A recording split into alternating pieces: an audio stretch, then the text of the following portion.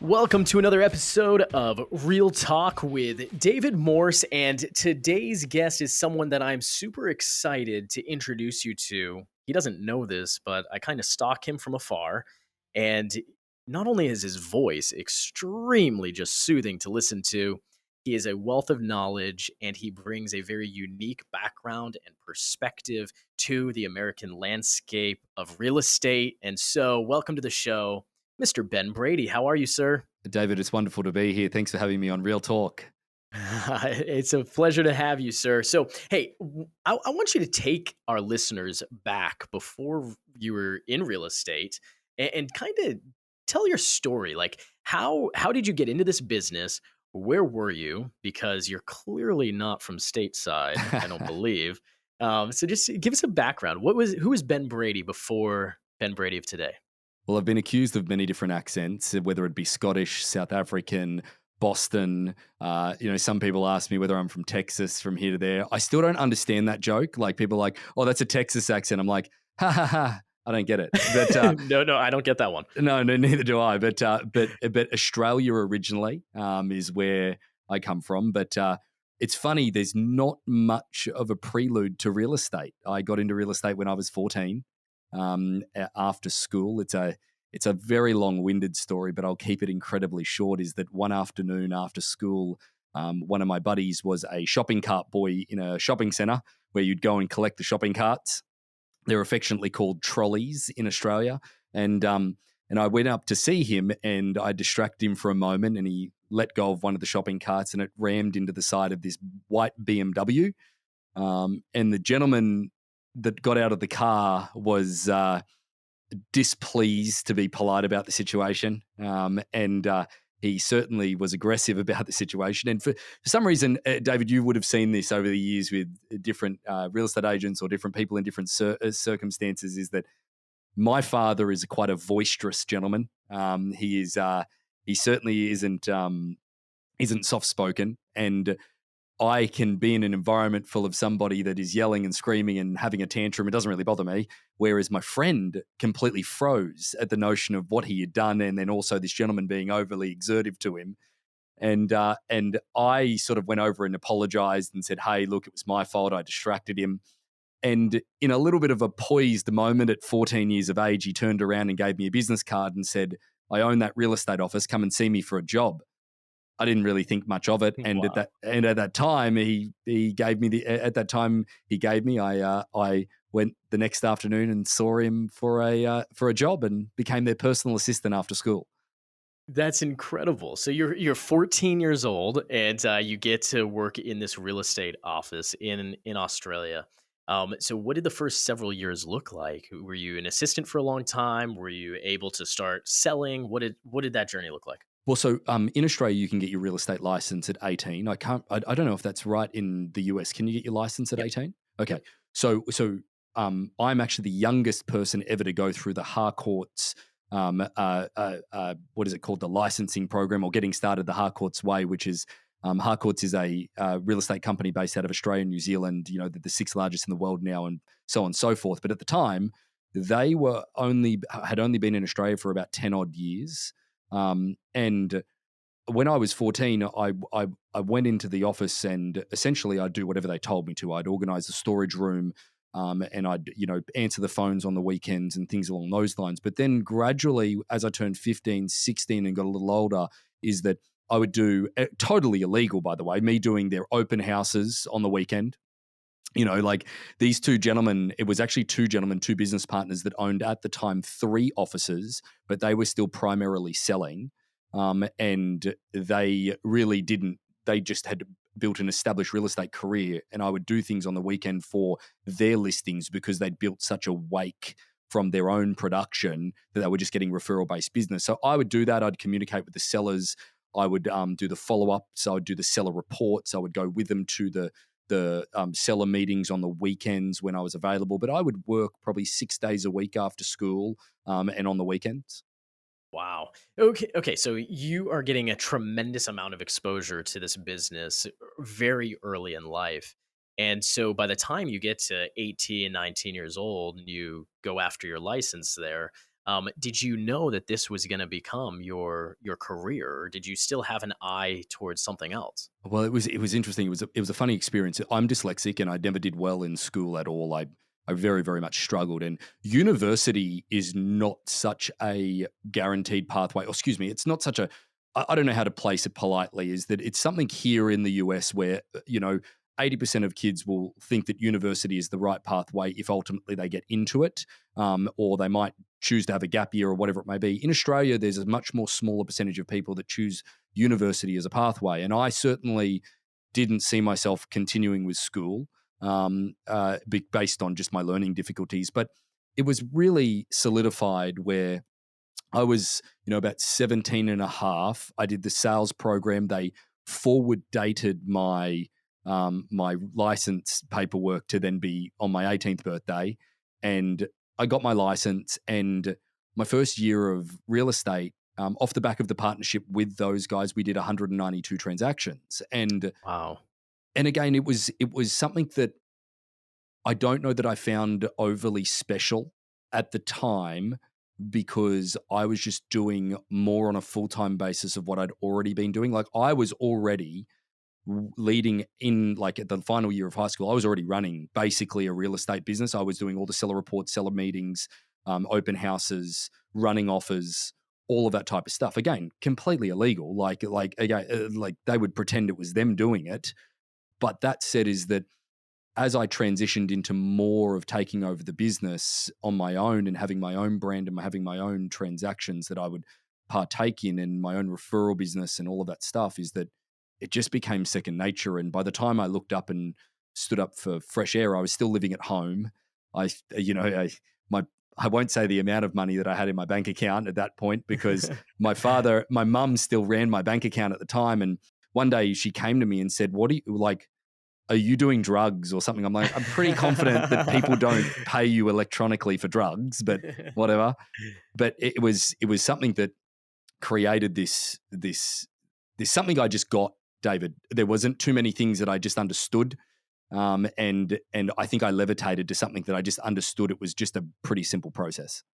You were in a very high performing environment. I mean, 192 transactions in any real estate business is very admirable. So you're in this high performance environment, very young. What things did that teach you early in your career?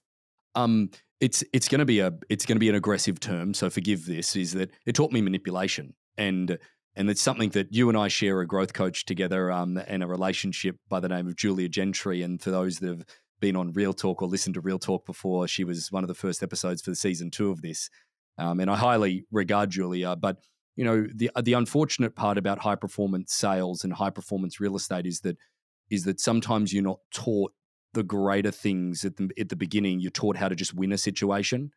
And it's taken me, a very, very solid amount of years to wind back of that. But it served me incredibly well when I was younger. Well, firstly, spite was just an incredible driving force for me because of my youth and the volume of people that were older than me telling me that I couldn't do it. And, that still served me incredibly well moving to the US. But, the other part of it was, the other part that it served me in, and this was the default nature of, I had done a tremendous amount of sales, and the business owners had, of that business, sort of had a financial discrepancy at one point. I don't need to probably dive into the details, but it ended up with me owning a third of the 5 offices that they were involved in at an incredibly young age. I became the sales coordinator, is what the name of the role was, and really focusing on growing those businesses and moving away from the individual sales side of the business into the management side. And had built a level of credibility so young based on the volume of business that I was churning out previously. So I could actually have a say, and people would listen, so to speak. But having older business partners, that relationship dissolved and moved on. But it sort of taught me. I want to say that there's a great deal of skill set that was in play there, and it taught me skill set. But the thing that I missed the transition of was the mindset element of what you need in order to go to the next step. Don't get me wrong, is that if I was just in real estate, just still selling and continuing down that path. Financially, I might even be better off than what I am now. But realistically, from a mental set perspective, I'd be the biggest narcissist that the world has ever seen.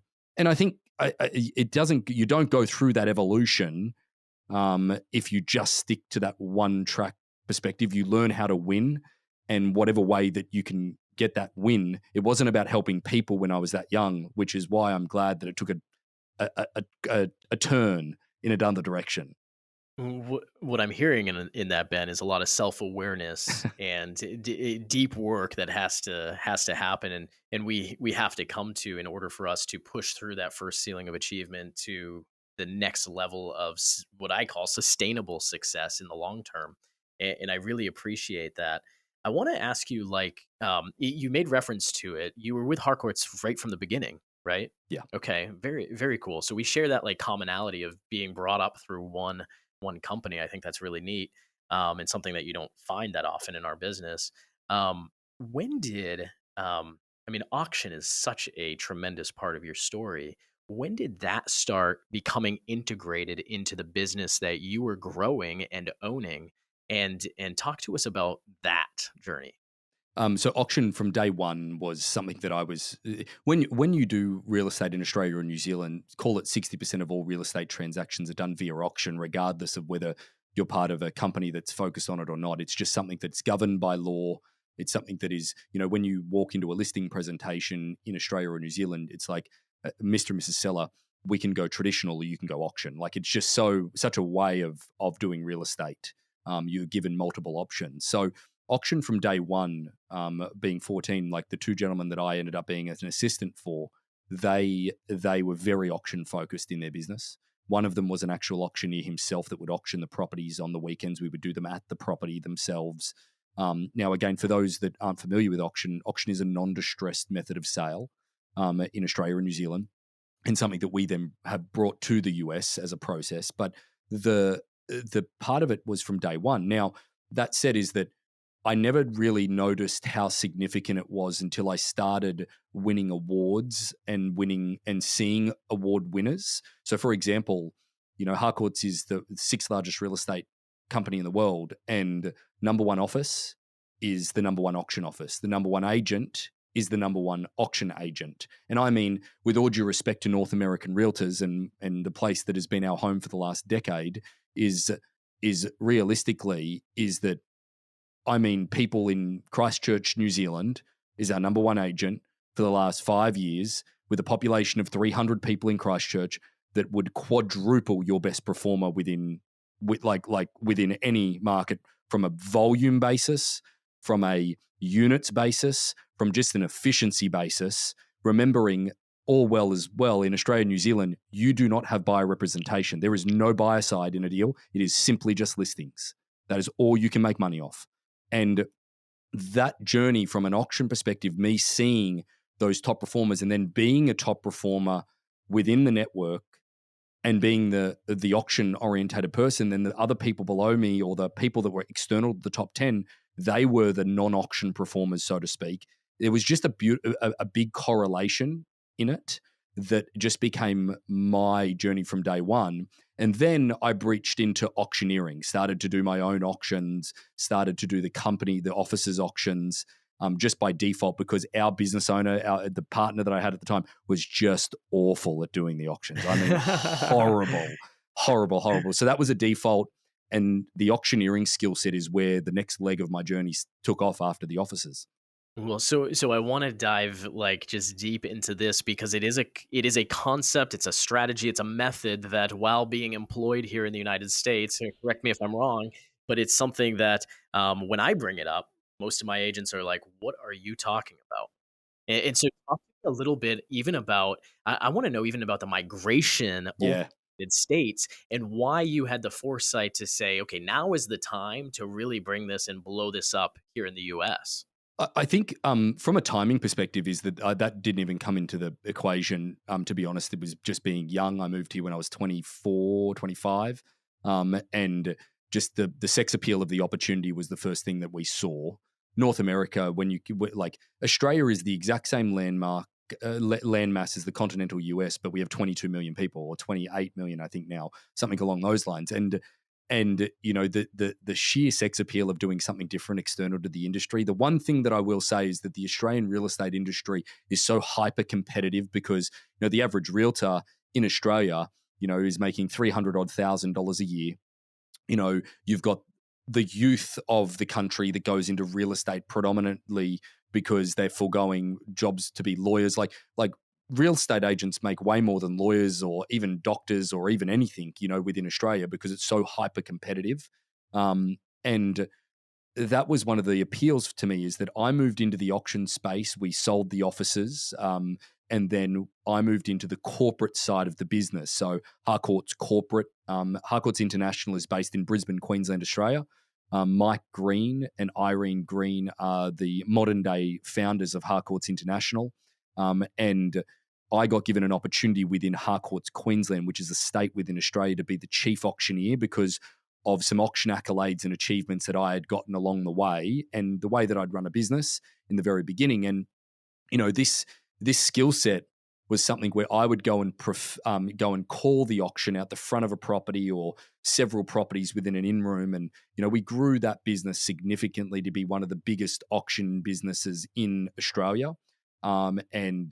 And then I got recruited by the other side. It was kind of like you know, Compass coming to recruit you, David. Do you know what I mean? Like it was Yep. it was a moment where, with all due respect to Keller Williams and Gary Keller, is that Compass, at a time when they first came out, they would have spent whatever it would have taken in order to remove you from a key part of that business, regardless of whether it made sense or not. That moment happened to me where Ray White, who's Harcourt's biggest competitor in Australia, came to me and said, "Hey, we've got an opportunity in Sydney for you." And they just put a number on the table that was just dumb. So like just silly. Like Ray White, just so that everyone knows, Harcourts is number 2 in Australia and number 1 in New Zealand. Ray White, just to give you an understanding, I think Harcourts has a 3 or 4% market share of the country. Ray White have a 19% market share of Australia. Like it is just ridiculous. Wow. Like they have that. We call it the money gun. They point the money gun at a problem and they solve it pretty quickly. And I guess that what it did though is that I sort of turned around and I said, yeah, I'm very much interested. But then I went to Mike, and there's a whole other part of this that had happened along the way. And I went to Mike, Mike Green's the owner of the company. Very rarely do you get to sit in front of the owner and go, hey, I'm going to leave. And he's like, okay, well, look, I'm never going to match that offer. That's just silly. But I do have an opportunity that you might be open to. Like if you want to do something that no one has ever done before, like again, talk about a master stroke of trying to play the ego at the time of a 23-year-old that wanted to stand out within an industry. And, you know, at that time, you know, anger and spite and all of those different bad emotions that get you out of bed in the morning but don't keep you going, being the things, the driving forces. And he goes, look, I'm going to the US in 2 weeks' time. I'd love to see auction be a part of that model one day because, you know, it's part of all of our biggest businesses in in Australia, New Zealand, and all of that type of stuff. Like come and talk to some of the business owners. They were pretty new as a company into the US. And I came over purely based on the fact that why wouldn't you take a free trip to the US?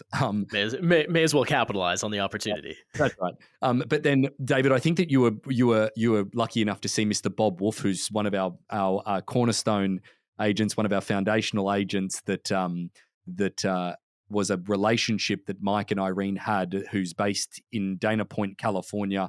Bob is a staple on the coast. You know, $3 or $4 million GCI, like clockwork, and he's just been here for so long. He's just a remarkable man.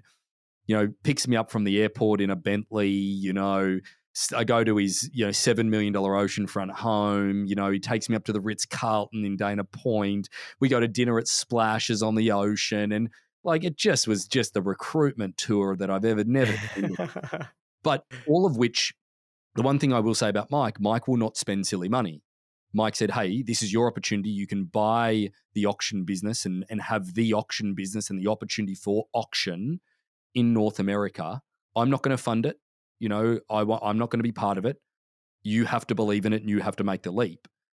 And And then at that time, it was, one of the other parts, my business partner now in all of Harcourts North America is Kevin Sanchez. And Kevin was a business owner at the time, and they were doing flips. They were doing 800 flips a year out of Southern California. It was right around that time where the marketplace was really recovering from 2008. Like, I think we moved here in 2012. I've been here almost 10 years this year. So call it 2012-ish. And, they were just on fire, and they turned around and said, hey, look, we would love to do auctions. If you're going to tell me that it's going to get a higher price than what we're getting now from an investor's perspective, let's do it. So I looked at 800 properties a year as inventory immediately and went, oh, this is a no-brainer, bring it on.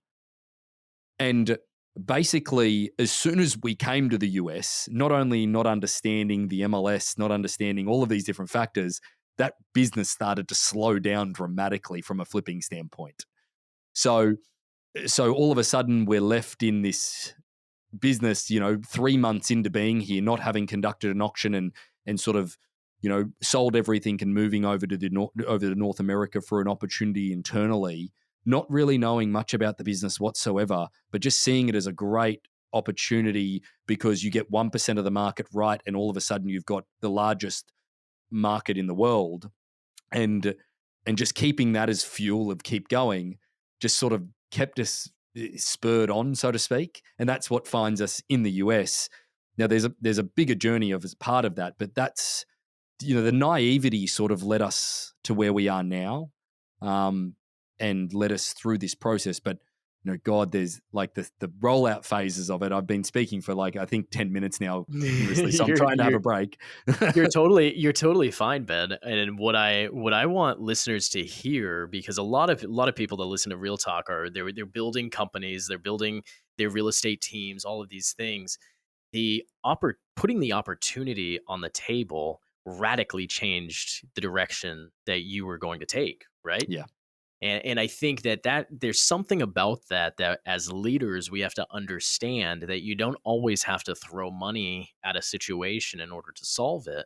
You have to be really tapped into what a person's motivations are. And to your point, some of those internal things, that struggle that you were going through wasn't necessarily healthy, No. some of those emotions. However, that's where you were at that moment. And that great leader was able to tap into that and say, you know what? I'm not going to throw money at this situation. And yet I have this opportunity, take it or leave it.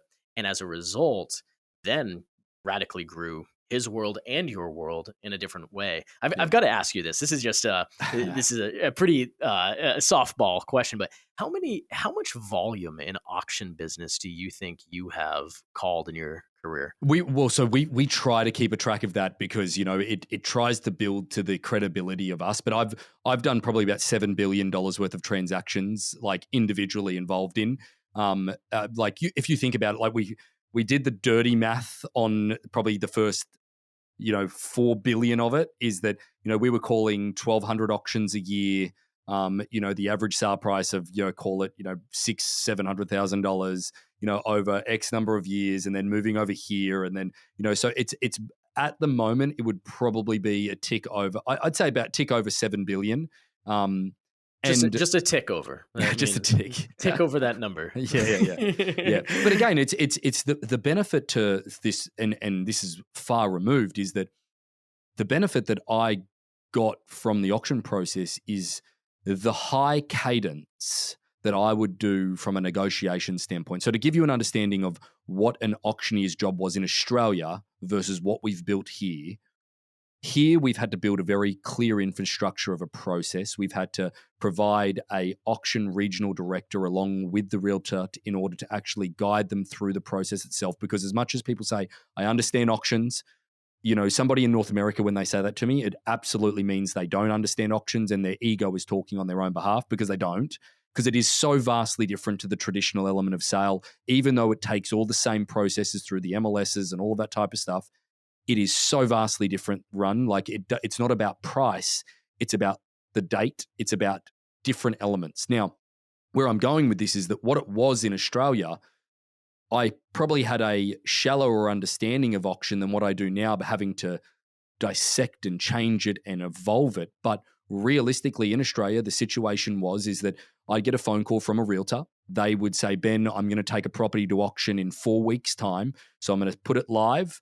In 4 weeks' time, I need you to turn up on a Saturday, or I need you to turn up on a Wednesday night, or I need to put it in this in-room auctions, where a ballroom style auction where we have 50 auctions at a time or whatever it is.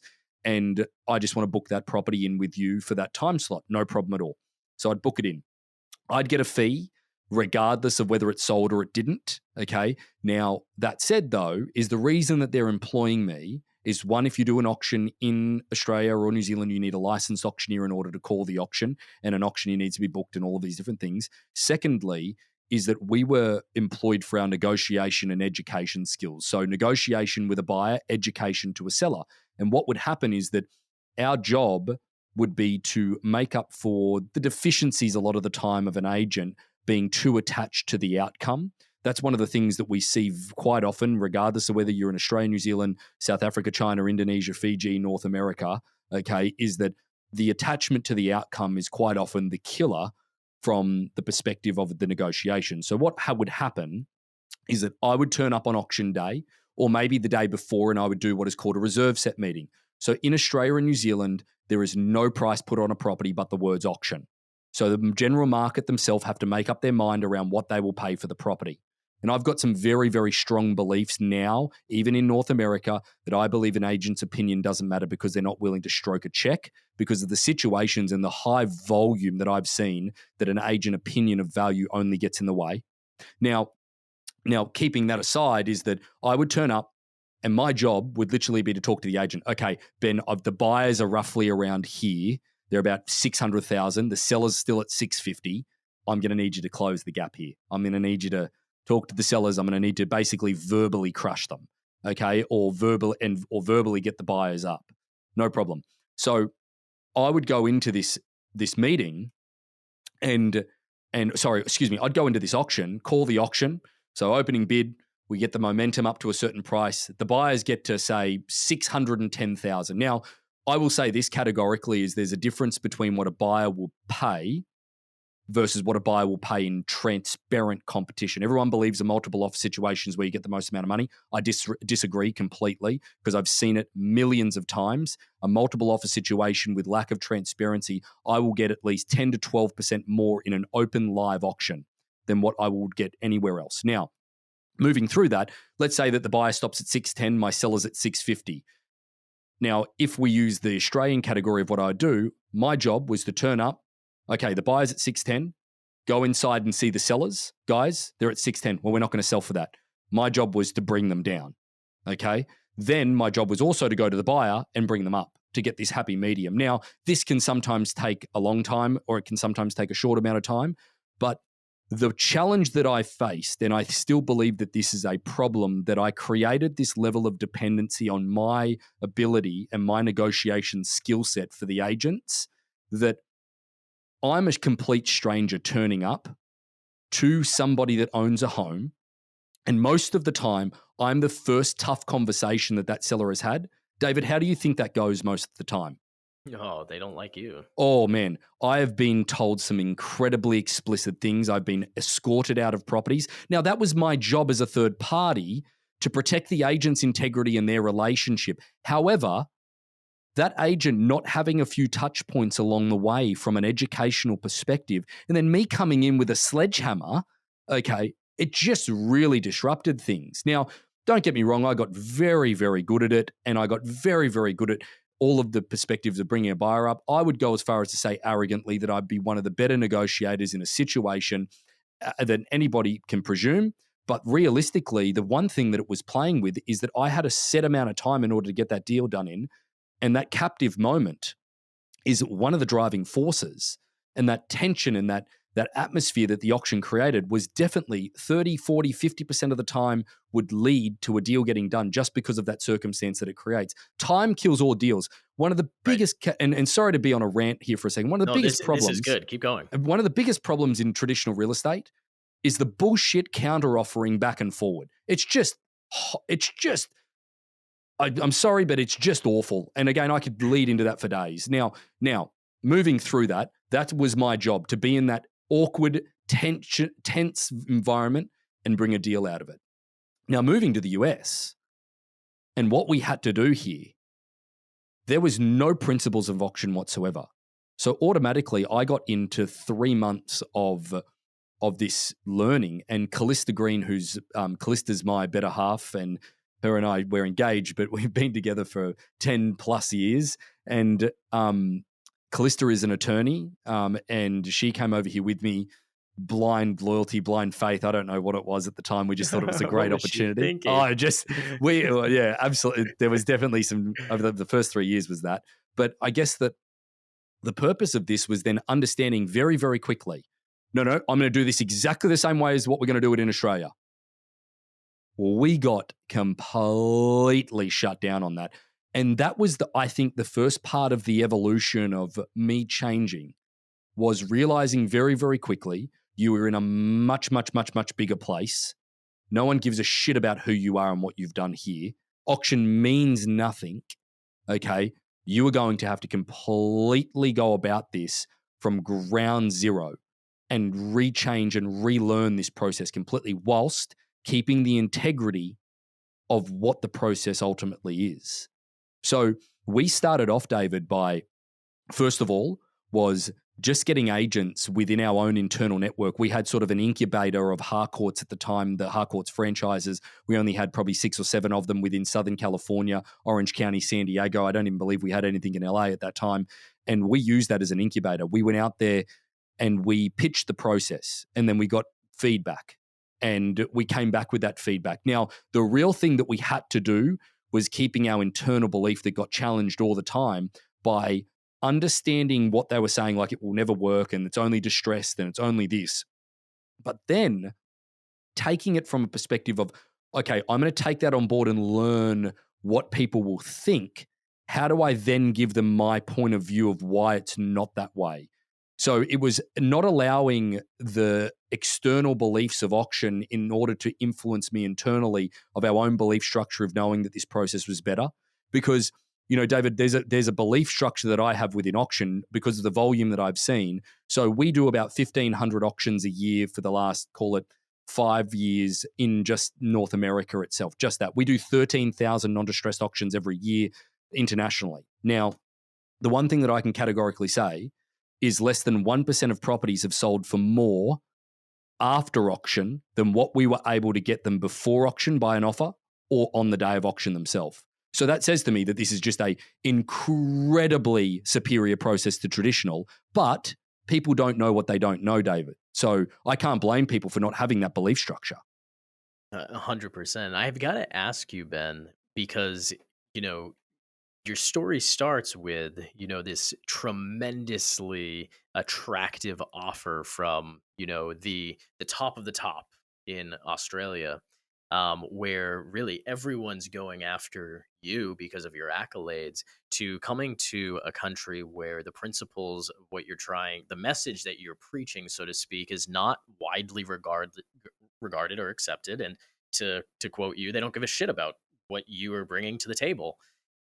I've got to ask you from a personal perspective, like, what was it in you that said, keep going, bringing this message and this model, this method into the States versus just go back to Australia Yeah. and continue just wiping everyone with your skill set? Yeah, I think that there's a portion of this that I'm glad I did it as young as I was and as undeveloped from a mental set as I was, because the level of anonymity that it created for me within North America that I could tote to my friends back home. Oh yeah, I'm in the US doing auctions, man. Little did they know that it was just going down the tubes in the beginning, and they've just sucked. I could promote this picture of success that wasn't there. Like automatically in Australia, if you're an Australian, you automatically think that if it's in the US, it's bigger and it's better. And I think that I leveraged off that for probably the first 12 months, and I needed to. I absolutely needed to.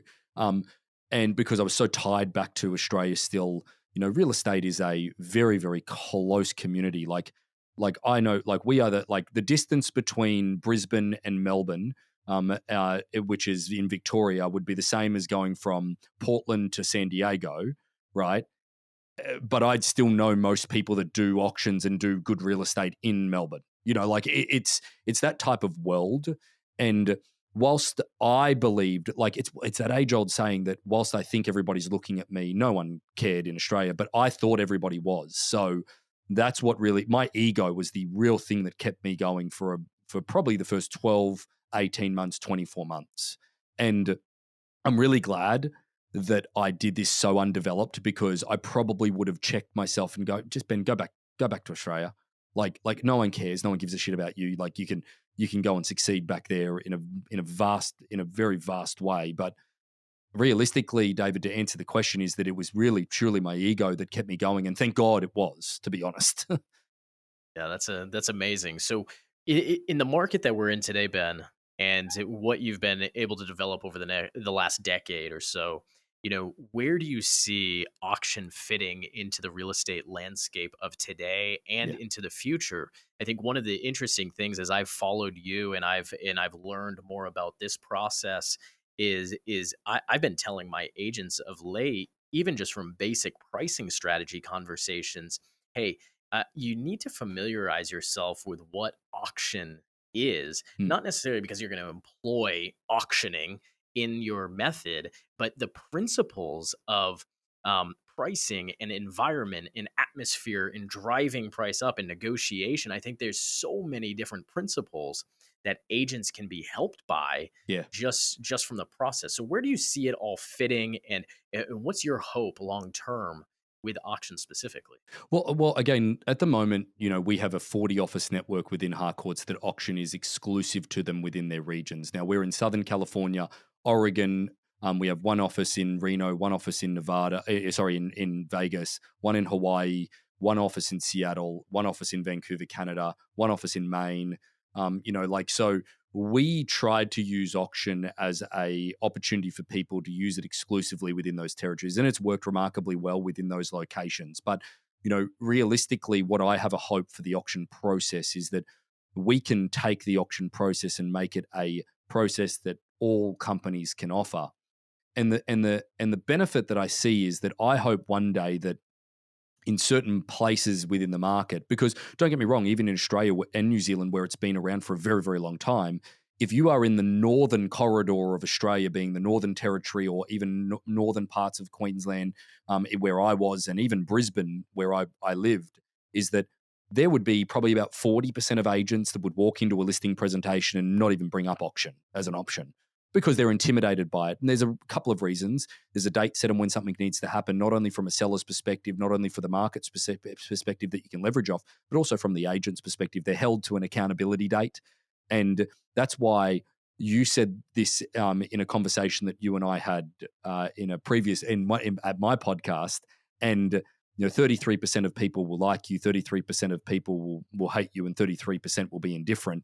That's a great rule of thumb for the auction process, regardless of where you are worldwide.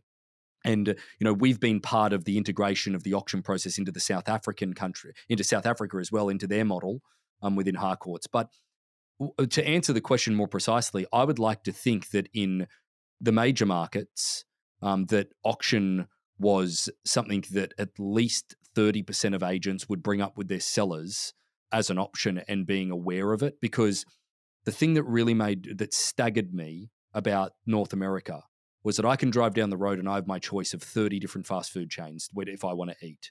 But when it comes to selling my home, there's one way.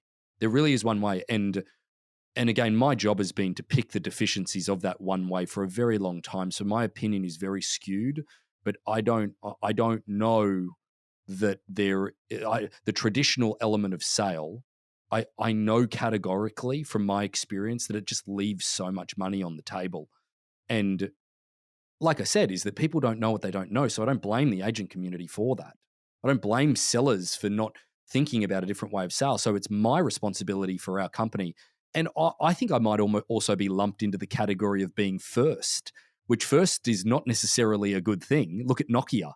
Like first is not necessarily a good thing, but if we can influence agents to be able to offer something different to their sellers, as opposed to a price reduction, or opposed to the real purpose of auction, I truly believe, people believe it's to create competition. It's not. It really isn't. It's part of the process. It's just part of every little bit of the process, that there's so many benefits. But I believe that it's based around the perspective of not allowing an opinion of value to influence others. So for example, is that, like the amount of times, like as soon as you put a price on something, you've automatically told people what they're not going to pay. And now you may say to me, well, the last couple of years I can put a price on it and people will pay X amount more. Yes, but they still know they're paying over that list price. And there's Yeah. still repercussions for that. And there's only, if you look at so we had to do a feasibility study on North America as a real estate market. Do you know for the last 20 years, 80% of the time it's been in a buyer's market? Mm. 80% of the time. So you can't do that in a buyer's market. Now, we're currently doing a test run of a white labeled process auction where we're offering it to all agencies in the Bay Area. Now, the Bay Area has been one of the best marketplace over the last decade because of the tech money and everything like that. They are the closest market to auction that you've ever seen. Now, what we have done there, instead of in Southern California where we're provoking interest, where we're allowing the marketplace to speak so that a seller can make up their own mind versus a buyer comparing it to a price range. Whereas in the Bay Area, we're taking multiple offer situations. Okay, we were anyway, there are not many of them anymore, but taking multiple offer situations and turning it into an auction. So let's say that an agent lists a property in San Francisco. There's 5 offers on it traditionally in a multiple offer situation. We're convincing them, turn it into an auction. I guarantee you there'll be more money. Otherwise, we don't charge a fee. Right? Mm. And every time we've gotten more money, every single time. Wow. But then the biggest disappointment in that, David, is that the agent's ego won't even allow us to convince the seller of it or tell the seller about it or anything like that. So in a roundabout way, in a convoluted answer, is that auction has its place in every single marketplace. And we've proven that from selling $25,000 lots of land all the way to $28 million properties in Beverly Hills and Corona del Mar and places like that. The process has its place if people know about it. And our job is to make sure that agents are aware of it.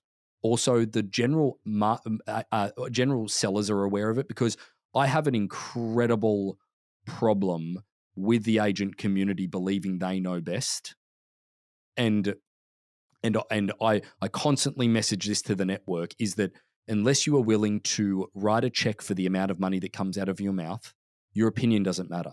So allow the marketplace to speak in its own right through the auction process, and also allow the sellers maybe to go through a process of elimination if they need to be there, but don't allow them to go through it over several weeks.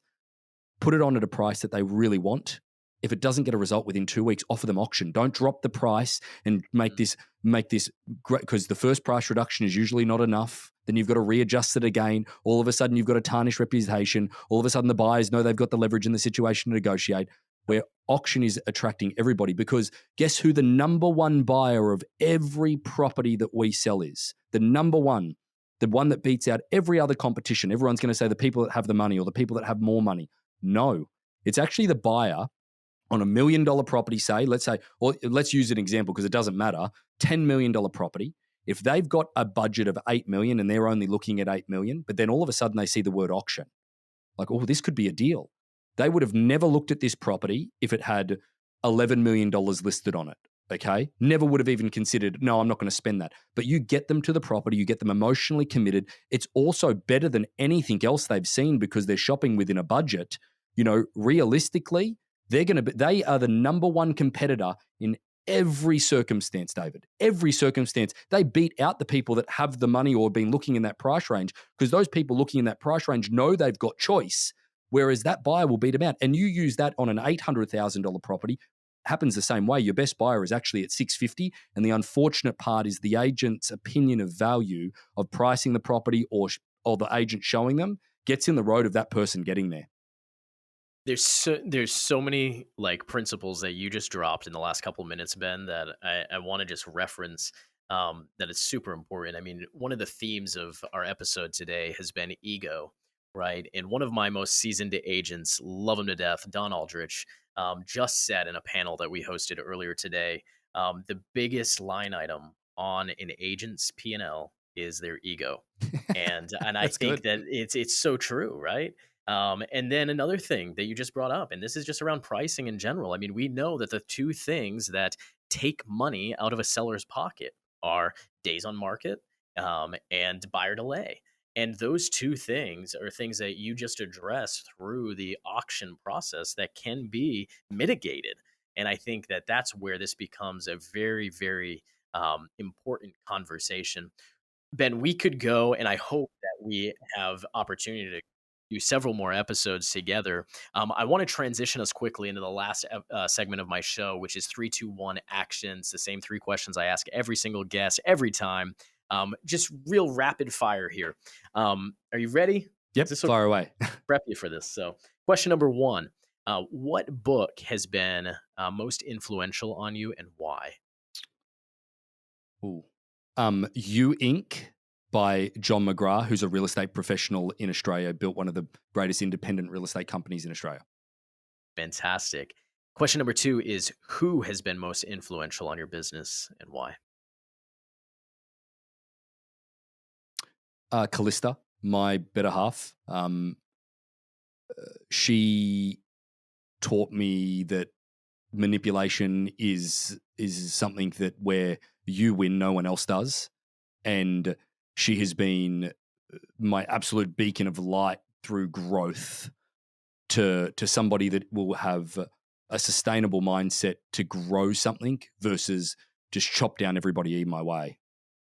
That's amazing. And question number three for you.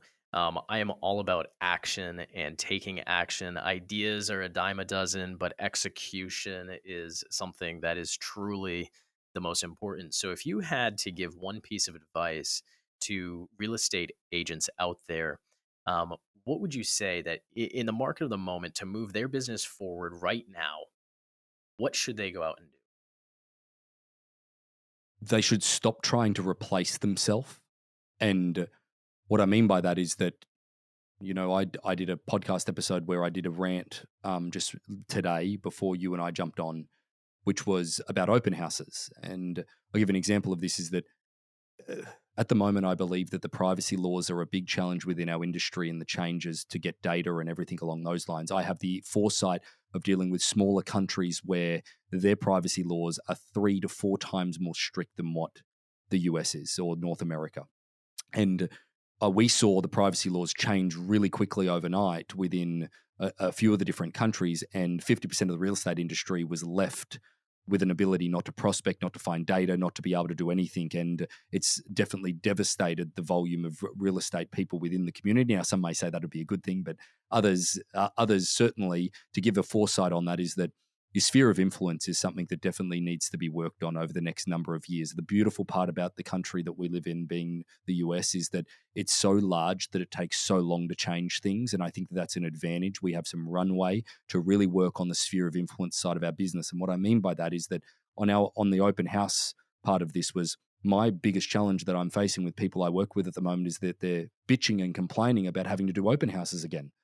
And it's like, guys, that is your best opportunity to get passive data, passive data of people's information that then you can nurture, put them into the funnel of your sphere of influence and create a raving fan out of it. Like, you only have a certain amount of runway. I believe the sphere of influence is the most important element of somebody's business in the next number of years. Because if you look at the 2,500 plus people that we operate with that do over 20 deals a year, David, and you would see this as well, their primary focus on building a repeat and referral business. Because let's cut it for a minute and say, hey, nobody wants to have a cold prospecting business for the rest of their life. Anybody that wants to get up and make cold calls for the rest of their life, they need to be mentally checked. Okay, it's that's a difficult way to do business. Is that we all want to repeat and referral business, but the only way that we get there, and the one correlation that we've used with all of our top performing agents doing in excess of 20 deals a year, is that their sphere of influence, the classification of people knowing who they are and what they do. If they have a set of, say, 200 people, they will get a 10 to 12% return every year. And all they need to do from that 200 people to get 20 to 22 deals a year is call them and remind them they exist. Hey there, it's Ben Brady. I just wanted to let you know that, the market's changed a little bit in your area with a recent sale at 38 Smith Street. It may have altered values in the area. Now, what I will do is I'll drop a report on your doorstep. It's a comparative market analysis along with an opinion of the value that I think your home is, just so that you can stay up to date with what your property might be worth. Oh, well, Ben, we're not selling. No, if you're not even contemplating selling, that's fine. I just wanted to remind you that I'm here from a real estate resource perspective, that if you ever need anything, I'll drop that report on your doorstep. Like it's just a reminder. I couldn't agree more. The data tells us 87% of people business is going to come from our agent sphere of influence in at a 10 to 12%, exactly like you're saying. I mean, this is tried and true. This is where people have to. And with the foresight of the data and the privacy laws changing, I do think that we're going to talk more and more about how do we capitalize on that closing window of opportunity. Ben, this has been so much fun, so much value that you've dropped. I appreciate you investing time with my audience. They're going to want to be able to find you and more of your content. Where's the best place for them to look you up? Jumping onto harcourtsauctions.com to have a look and educate yourself on the process, on Harcourts Auctions YouTube channel as well. Our podcast, Rethink Real Estate, is one that, David, you're a guest on, and looking forward to that episode dropping as well. But that's probably the best way, or just ben.brady at harcourtsauctions.com. Absolutely love it, Ben. Thank you so much. Thank you, listeners, for being with us today on this episode of Real Talk with David Morse. We'll be back at you with another episode very soon. Until then, go out, hit the links in the show notes, subscribe, like, share with your audience. That's how I'm able to bring you terrific guests like Ben each and every week. And Ben, have an amazing day.